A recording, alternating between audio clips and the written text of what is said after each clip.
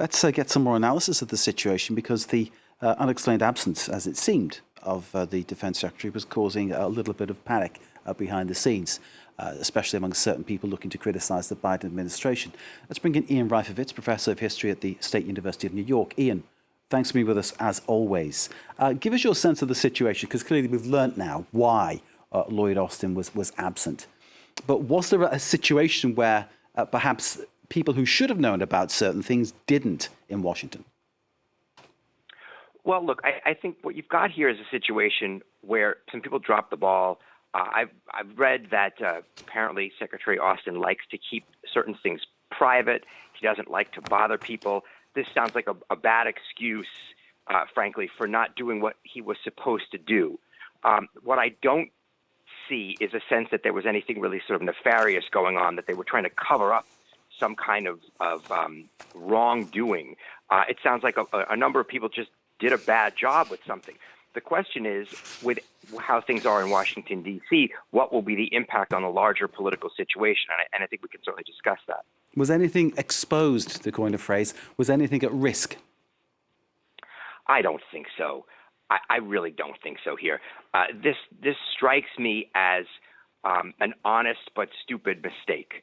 It's the kind of thing where, if you read between the lines, the secretary maybe just didn't want this kind of personal information to be revealed, and foolishly thought that he could just sort of temporarily be relieved of his duties, and that in a few days he'd be back, or even a few hours he'd be back in charge, and people wouldn't have to know what was going on in his private life. But that's just not the reality. When you're a cabinet secretary, you don't have a private life. You have a responsibility to the country that comes before your private life, and you just don't have a choice in a matter like this. So, look, Occam's razor says that the simplest solution, the most obvious solution, is usually the most obvious answer is usually the correct one. And I think that's what's going on here. I can't imagine what Secretary Austin would have been trying to get away with here. There's nothing, there's no benefit to be gained from keeping this secret. So it just sounds like something that they need to learn from and never let happen again. So it's good news that his prognosis is a good one. Good news that the cancer has been caught. An example, perhaps, that men shouldn't be dying of embarrassment, and they should actually go and get things checked out. And that's obviously good news. But coming back to the political angle about this, because that's what really concerns us. Do you think there was any point where the chain of power, the chain of command was broken? Do you think there was an issue there that something might have been at risk? Well, I think, in an emergency, that's why we have these protocols, because when you're the Secretary of Defense, there can be an emergency at any time. It doesn't seem like an emergency came up where something, needed to be decided on at a very high level and Austin wasn't available. We don't know that 1,000%, but it doesn't seem that there was the case. And maybe that's why there needs to be some kind of, outside investigation to make sure that didn't happen. But that's why these protocols are in place. You can't have the president not know what's going on with his Secretary of Defense. Now, would this necessarily cost Lloyd Austin his job? I don't think so.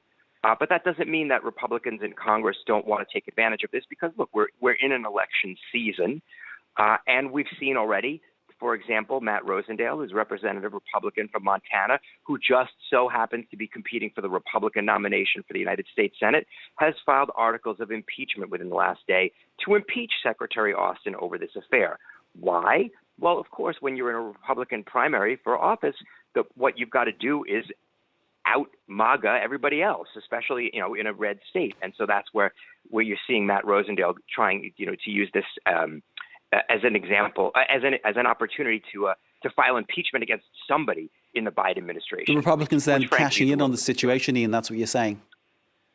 Exactly right, Mark. Cashing in on the man's illness. There we go.